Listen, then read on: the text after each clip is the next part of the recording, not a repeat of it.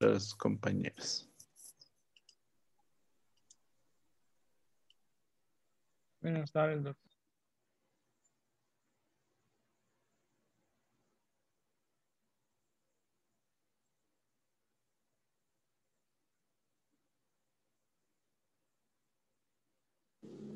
Buenas tardes.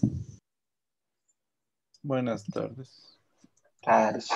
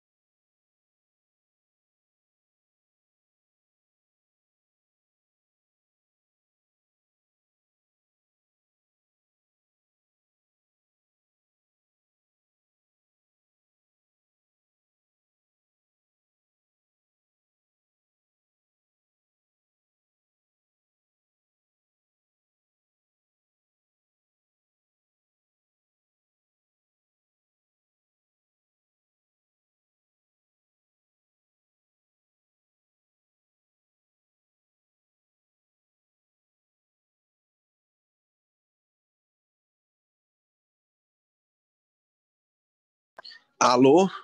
Oi.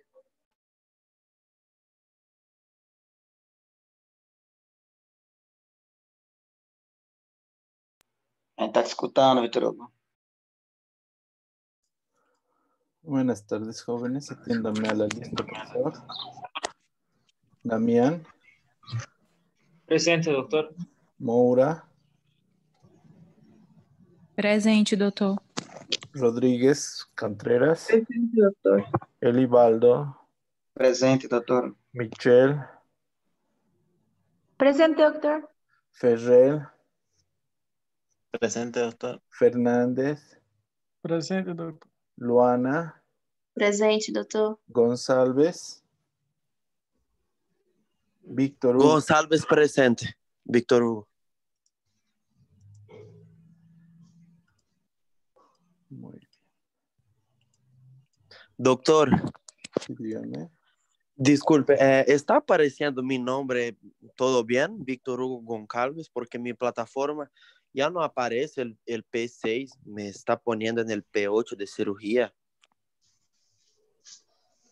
Víctor Hugo González Guimaraes. Eso. No sabría decirte, aquí está normal. Ah, ya, voy a averiguar. Gracias.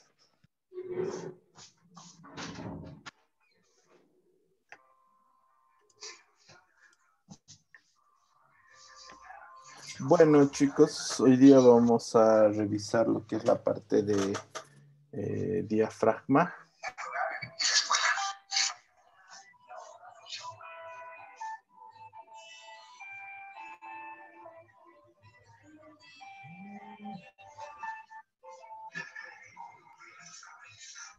Lo que comparto. Sí. Sí, doctor.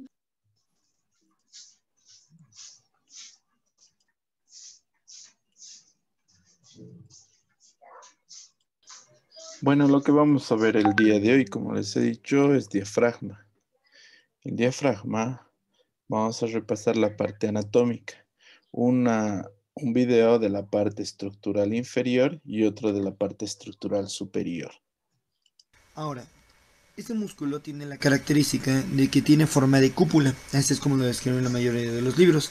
Es decir, va a presentar inserciones que le van a permitir dar una vuelta, un giro, y va a formar una porción cóncava hacia la parte abdominal y convexa hacia la parte torácica, formando entonces lo que nosotros le decimos como cúpula. Ahora, dicha cúpula diafragmática tiene la característica de que va a ser como tal un músculo aplanado, ancho, y que forma un tabique entre la porción del tórax y el abdomen, junto con un centro tendinoso. Muy bien, ese centro tendinoso es el punto donde va a colocarse el corazón. Y literalmente este músculo lo que hace es tener un funcionamiento autónomo. Y para fines prácticos siempre decimos que este músculo tiene la característica de que va a ser el músculo por excelencia de la respiración. Por lo tanto, el músculo diafragma siempre va a ser un músculo respiratorio primario.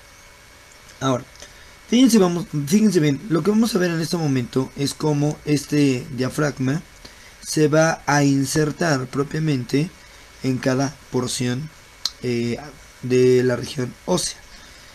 Ahora, vamos a ir quitando estas pequeñas porciones. Ahí está. Este es nuestro músculo diafragma y sobre él van a descansar los pulmones, el corazón. Y por debajo del mismo van a formar dos cúpulas, una porción hepática y una porción gástrica. Muy bien, que está en relación directa tanto con el vaso como con el estómago. Ahora, en la parte posterior obviamente va a estar en relación con los riñones y las glándulas suprarrenales. Lo más importante es que justamente en esta estructura va a estar alojada en algo que nosotros le diremos porciones de los pilares. ¿Cómo alojadas las porciones de los pilares? Más bien, está insertado a modo de pilares. Muy bien. Ahora, fíjense bien, tenemos pilares principales y pilares accesorios. Los pilares principales siempre van a ir a los lados de la columna vertebral. Ahora, ¿cuáles son esos pilares? Bien, nosotros vamos a localizar un pilar derecho y un pilar izquierdo.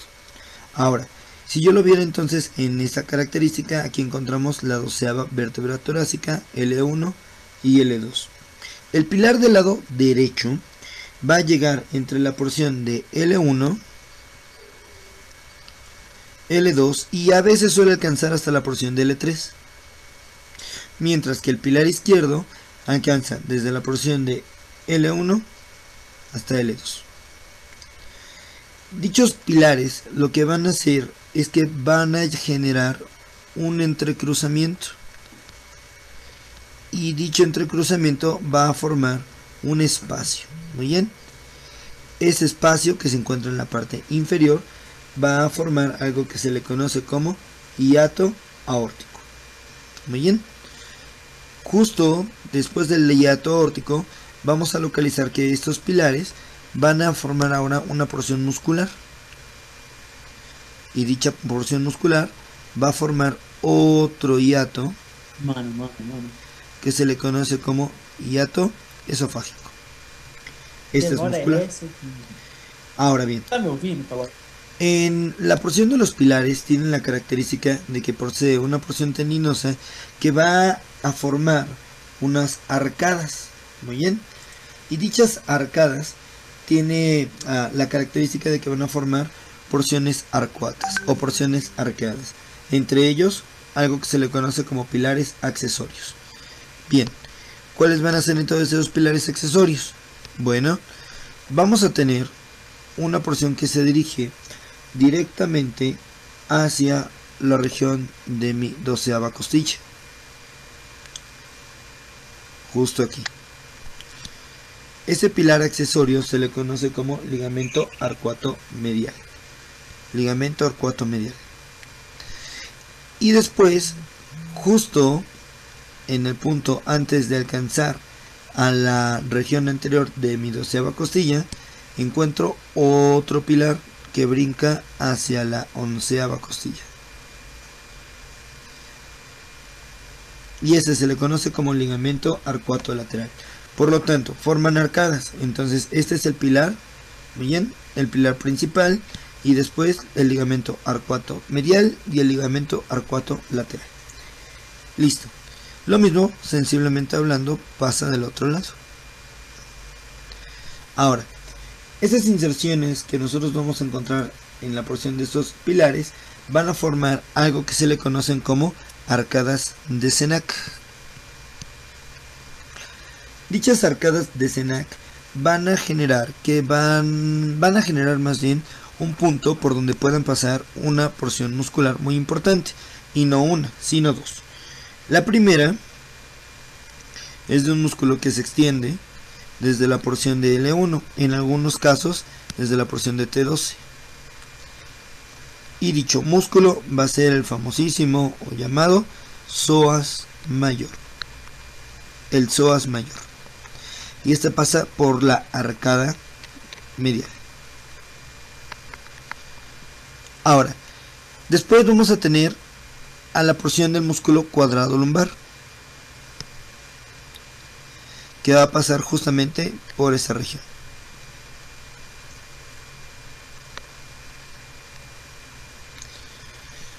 Y fíjense bien, estas porciones de los ligamentos lo que van a hacer es fijarse hacia la porción de las caras mediales o de las caras internas de las costillas, sobre todo de la 12ª, 11ª y la última, que es la porción de la 10ª.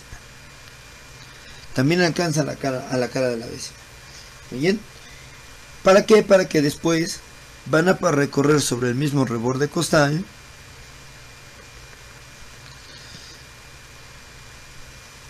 y de ahí entonces se dirijan directamente hasta la porción de nuestro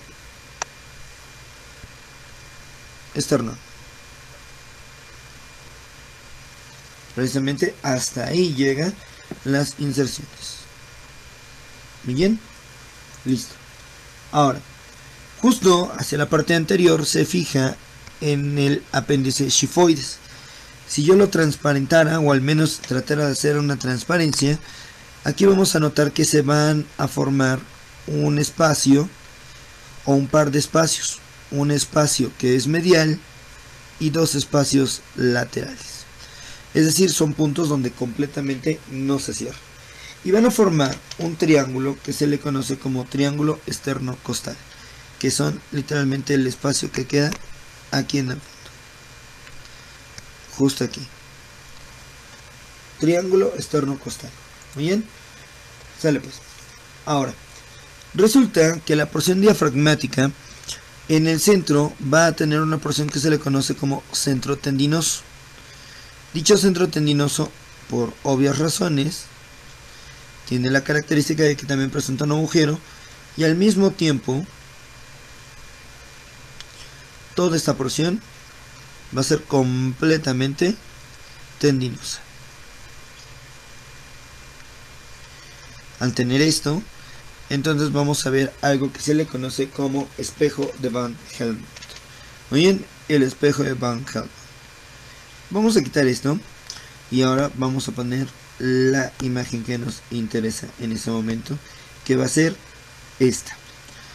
Muy bien, justo donde el corazón se coloca, nosotros vamos a encontrar este famosísimo espejo de Van Helmont. Muy bien, que no es otra cosa más que una lámina fibrosa de toda la porción tendinosa. Ahora bien, este corte que nosotros estamos viendo es desde la parte superior, donde esto va a ser anterior,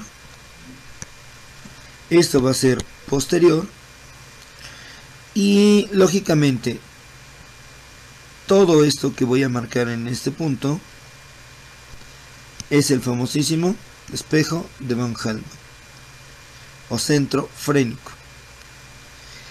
Es curioso porque le dicen centro frénico, pero literalmente frenos significa mente. Y paradójicamente muchos dicen que como es la región donde se implanta el corazón, es donde tenemos los sentimientos. Bastante cursi, ¿no? Pero bueno, esto es el espejo de Van Helmont. Muy bien, todo esto que estoy pintando de blanco es la región del espejo de Van Helmont. Muy bien. Ahora, justo en este espejo de von Helmont se van a formar unas estructuras llamados foliolos. Esto es como un trébol. Muy bien. Aquí. 2 y 3. Bien. Van a formar entonces algo que se le conoce como foliolo anterior. Foliolo significan hojas, las hojas del trébol. Literalmente es el más ancho. Muy bien. De ahí nos vamos al foliolo derecho, que es el que tenemos aquí. Muy bien. Ahora, muy cercano precisamente a ese foliolo tenemos este agujero. Bueno, este agujero literalmente es el de la vena cava inferior. Muy bien. Y por último, que es el más pequeño de todos, es el foliolo izquierdo. ¿Qué son los foliolos? No es otra cosa más que el mismo espejo de von Helmont, es decir, la misma lámina fibrosa que va a delimitar ciertos puntos, y lo más importante es que en el foliolo del lado derecho va a estar el agujero de la vena cava inferior. Ahora, fíjense bien, la porción del centro tendinoso va a tener algo que se le conoce como bandeletas. Muy bien, dichas bandeletas vamos a tener una que se le conoce como bandeleta semicircular superior y otra que se llama bandeleta semicircular inferior. Bien, ¿qué es esto? Aquí nosotros encontramos las fibras de la porción tendinosa de nuestro diafragma. Y vamos a encontrar una bandeleta que se dirige del foliolo derecho hacia la porción del foliolo anterior, dejando propiamente todos sus fascículos dirigidos hacia la parte anterior.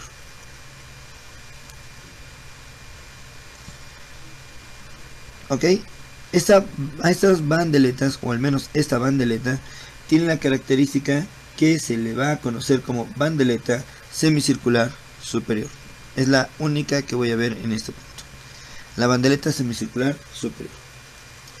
Ahora bien, después vamos a tener otra bandeleta que se llama bandeleta semicircular inferior.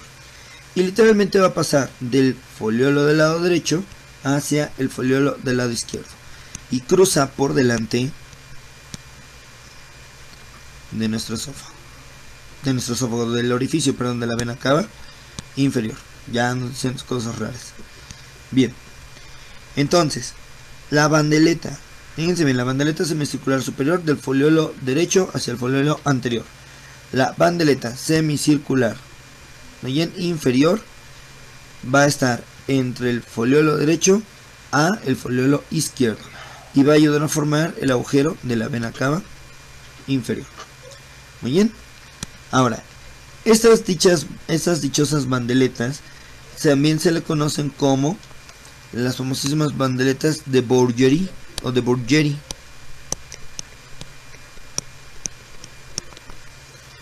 Muy bien.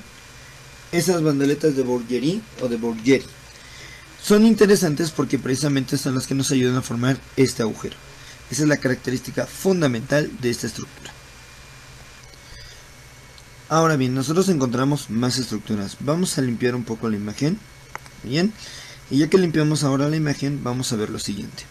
Quiero que observen que justamente en esta región, sobre todo aquí, se van a formar varias estructuras. Ya conocemos este, que es el agujero de la vena cava inferior. Ahora, quiero que observen este es el agujero, o más bien en este caso aquí se ve parte del esófago, pero aquí justamente se hace el hiato esofágico. Y por último encontramos a la aorta, muy bien, y ahí también va a formarse algo que se le conoce como hiato, aórtico. Ya vimos que las bandeletas van a ayudar a formar la porción de nuestro hiato de la vena cava inferior. También tiene la característica de que deja un paso para un nervio muy importante que viene entre C3 y C4, que se le conoce como el nervio frénico. Muy bien. Ahora, justo hacia las porciones de la región posterior, nosotros vamos a localizar ahora precisamente la porción de nuestro hiato esofágico. Y más o menos a nivel de la porción de T10 es donde nosotros encontraremos su propio hiato. Ahí, a los lados de esta porción, van a discurrir un par de nervios que se le conocen como nervios vagos, de un lado y del otro, que cuando van a ingresar a la porción de la región abdominal, van a llegar a dar vuelta y el izquierdo se torna anterior y el derecho se torna posterior. Muy bien, sale pues. Ya tenemos entonces cómo es que se localizan esas regiones de los hiatos.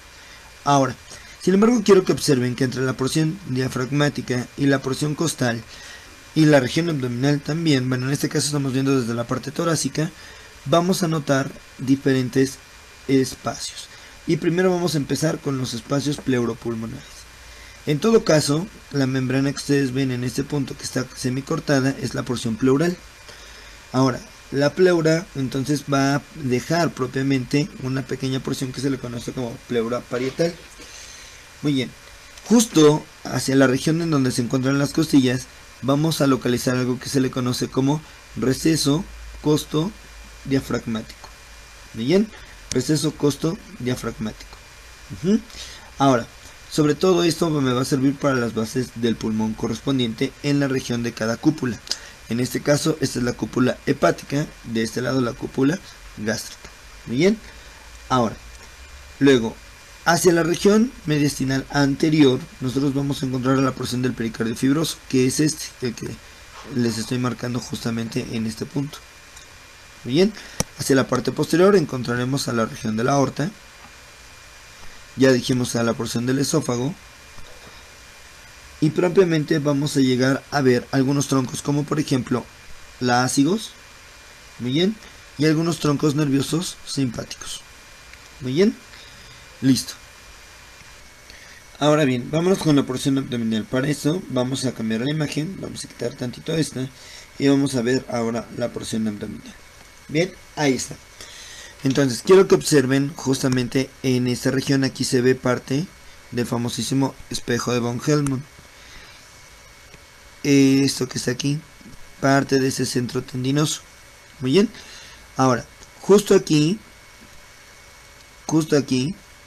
vamos a ver cómo se forma un lado de un pilar, el otro lado del otro pilar, obviamente en la región muscular.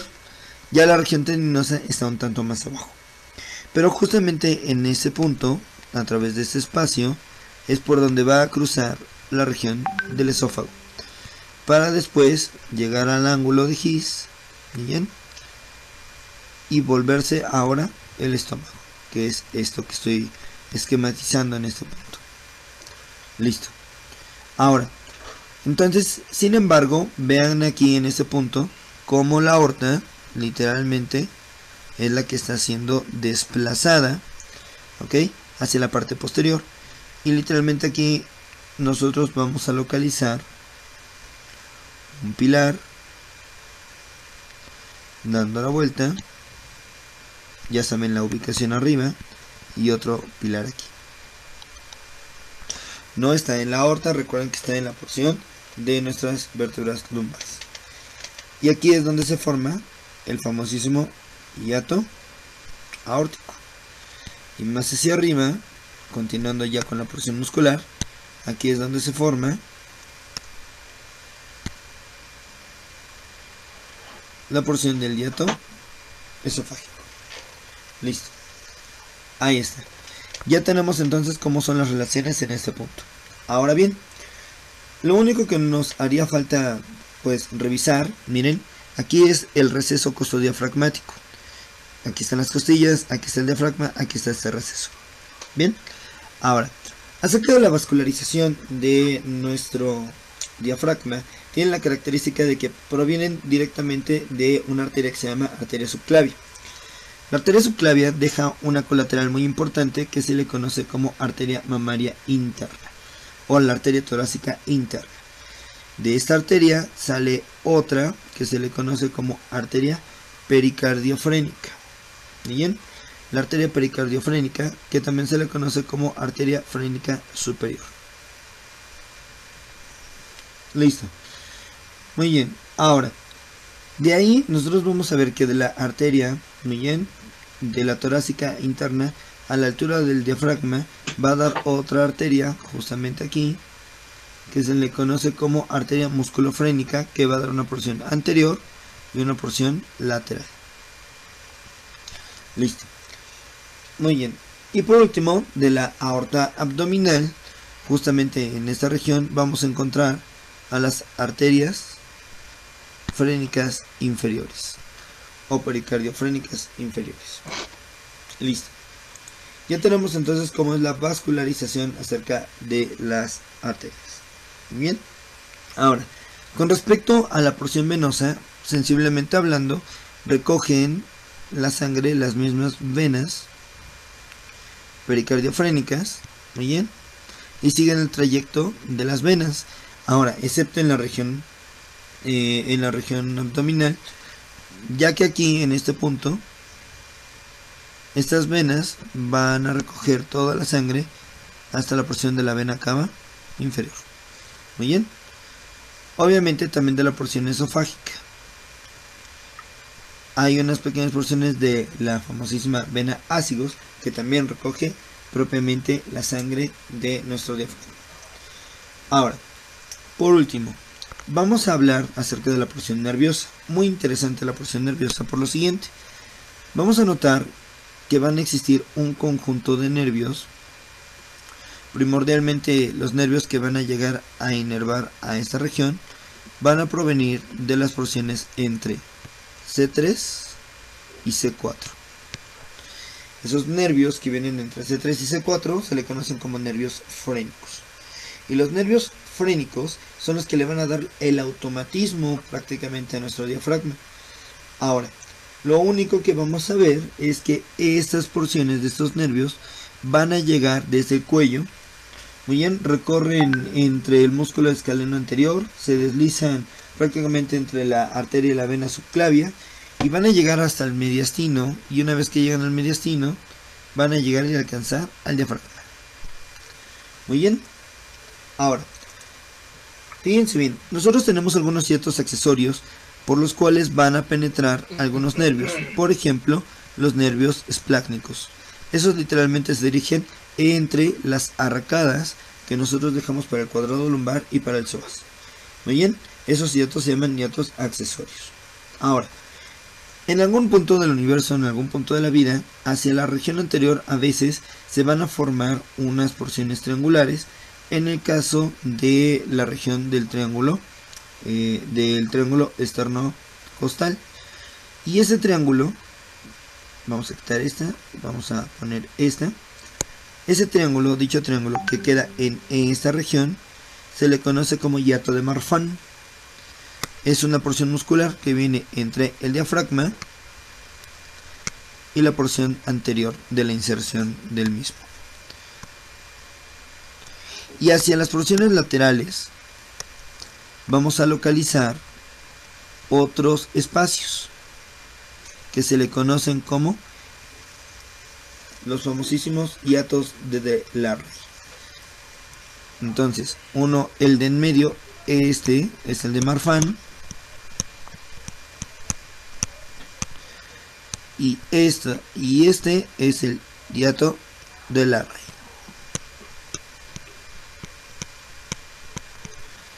Ok, ahora, por el hiato de Larrey, ¿qué es lo que pasa? Bueno, las arterias epigástricas.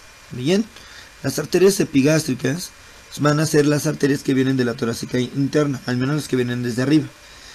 Las que vienen desde abajo van a provenir directamente de la porción de la arteria ilíaca externa. De tal manera que en este punto vamos a localizar algo que se le conoce como anastomosis de Gerard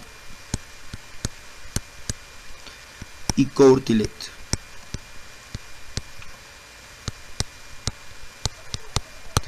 Anastomosis de Gerard y Courtillet. ¿Y qué pasa? Pues precisamente a través del hiato de Larrey.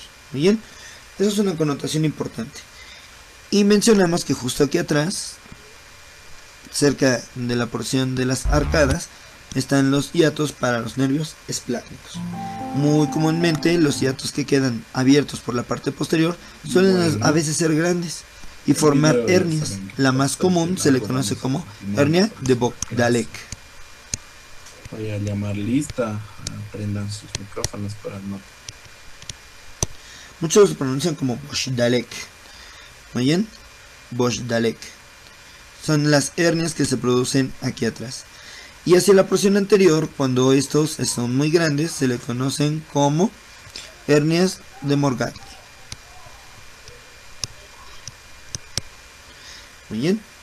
Bueno, y con esto entonces damos por terminada la parte del diafragma. Entonces vean que no es tan complicado. Vamos a ver la parte del diafragma que nos corresponde a la parte superior. Es el espacio interpleuropulmonar. Es un poquito bajo el volumen, Está limitado ventralmente, pero se ve. el peto externo costal por delante, el esternón, quiero decir, los cartílagos costales y por detrás por la columna vertebral. Ahí está, la columna vertebral. Sacando el corazón, vamos a ver la columna vertebral. Este es el mediastino posterior. El mediastino se divide en un mediastino, primero, superior y un mediastino inferior. El mediastino superior es imaginario, por una línea imaginaria que pasa por la emergencia de los grandes vasos. Quiero decir, la arteria pulmonar, la aorta, la pulmonar, la cava. De tal manera que en el mediastino superior vamos a encontrar de adelante hacia atrás, primero, esta vena importantísima que es el tronco venoso brachiocefálico izquierdo. Este tronco venoso brachiocefálico izquierdo está constituido por la confluencia de la yugular, esta, y la subclavia. Por eso también se llama tronco venoso yúgulo subclávico. Este tronco venoso brachiocefálico izquierdo se une al tronco brachiocefálico derecho. Grande. Entonces, y los dos troncos brachiocefálicos, el izquierdo y el derecho, entonces forman la vena cava. Esta es la vena cava superior, que va a desembocar a la aurícula derecha. Veremos posteriormente. Inmediatamente por detrás de este tronco venoso brachiocefálico izquierdo y derecho encontramos la aorta con su callado. Esta es la aorta. Esta arteria aorta está dando ramas importantísimas como el tronco arterial brachiocefálico, que es esto, tronco arterial brachiocefálico, luego la carótida primitiva izquierda y la subclavia izquierda. Debajo o detrás de esto, del callado de la aorta, encontramos esto. Separamos con un separador de Faraday y vamos a ver aquí, así. Entonces, esta es la tráquea, que es una continuación de la laringe. Esta tráquea, a nivel del quinto o sexto, de la quinta o sexta vértebra, se divide en dos bronquios, el bronquio derecho y el bronquio izquierdo, para ir a los pulmones correspondientes. Bien, suéltemelo esto. Después de eso, debajo de la tráquea encontramos este elemento anatómico, que no es nada más que el esófago. Este es el esófago. Y detrás del esófago, la columna vertebral. Ahí está, esta es la columna y los músculos prevertebrales. ¿Qué nervios podemos ver en este mediastino superior? el nervio frénico derecho. Luego tenemos el nervio frénico izquierdo. A este nivel vemos este nervio, el nervio vago.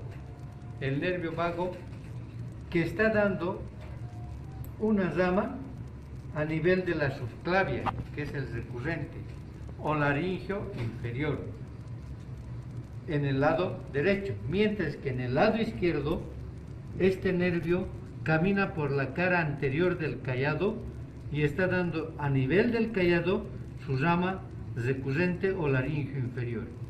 Este laringio inferior, como veremos posteriormente, inerva todos los músculos de la laringe excepto el cricotiroideo. Esos son los elementos que podemos visualizar en el mediastino superior. Ahora, el mediastino inferior, que es desde aquí, desde esta parte de la emergencia de los grandes hacia abajo, está dividido en un mediastino anterior, un mediastino medio ocupado por el corazón y el pericardio, y un mediastino posterior. Entonces, el mediastino posterior, que es este, que se encuentra por detrás del corazón y el pericardio. En este mediastino posterior, ¿qué elementos encontramos? Nos llama la atención, en primer lugar, esto, que es el esófago. Este esófago, continuación del mediastino superior, entonces, y más arriba de la faringe, se dirige hacia abajo y atraviesa el diafragma. Este es el diafragma, siempre acompañado de sus dos nervios en esta parte inferior, del vago izquierdo o anterior y del vago derecho o posterior. Con la columna vertebral, este esófago forma un verdadero arco o un espacio. Es el espacio retroesofágico o retrocardíaco, que lo llaman algunos autores. Este espacio está ocupado por la ácigos y sus ramas,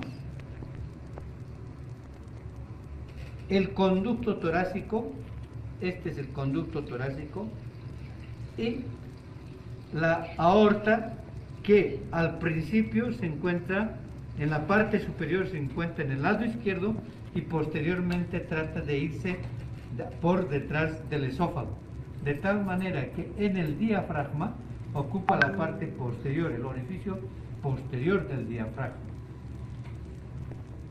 Vemos también las arterias intercostales, las venas intercostales, y lateralmente encontramos el simpático. Esta es la cadena simpática torácica, que está constituida por ganglios en número de 10 a 12 ganglios, y que sus ramos superiores van a inervar a los órganos que se encuentran en el mediastino, ramas bronquiales, esofágicas, aórticas, etc. Mientras que en la parte inferior del sexto, séptimo, octavo y noveno ganglios nace este nervio, es el esplácnico mayor.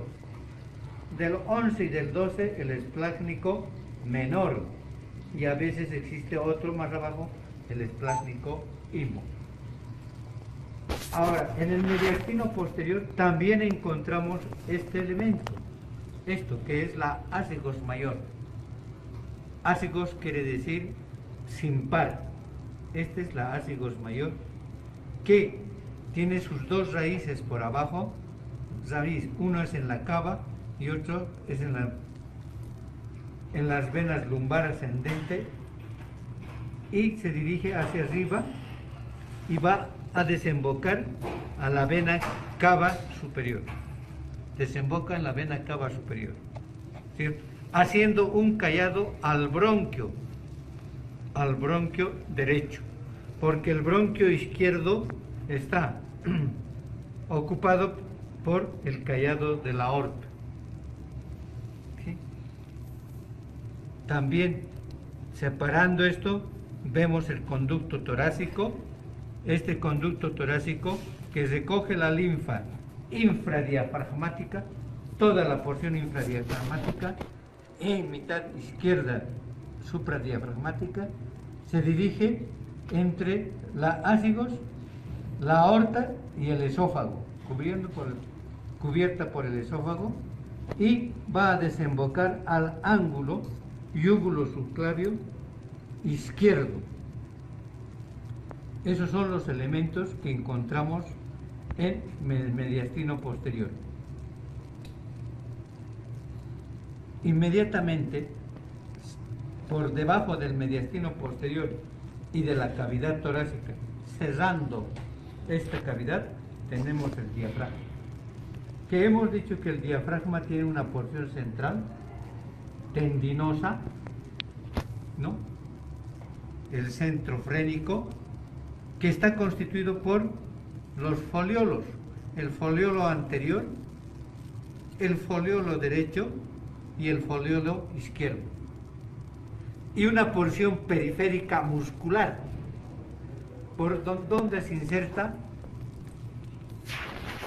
por delante, se inserta en el esternón, en las costillas, en la cara interna de las costillas, y por detrás se inserta a través de pilares en la columna vertebral, el pilar izquierdo y el pilar derecho del diafragma, a este nivel, y en su parte externa posterior por dos arcos, un arco del psoas,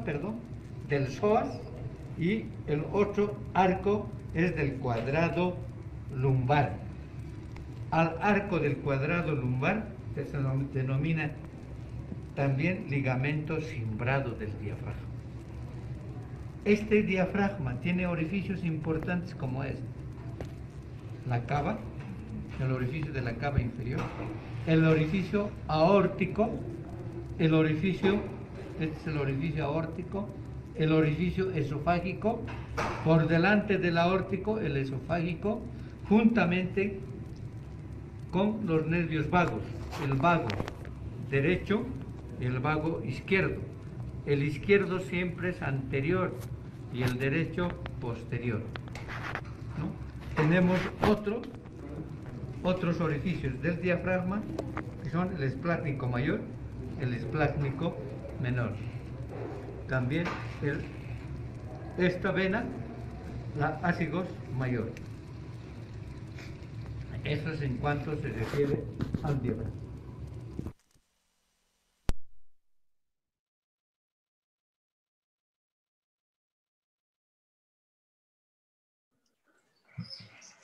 Bueno, chicos, ¿alguna duda, alguna pregunta?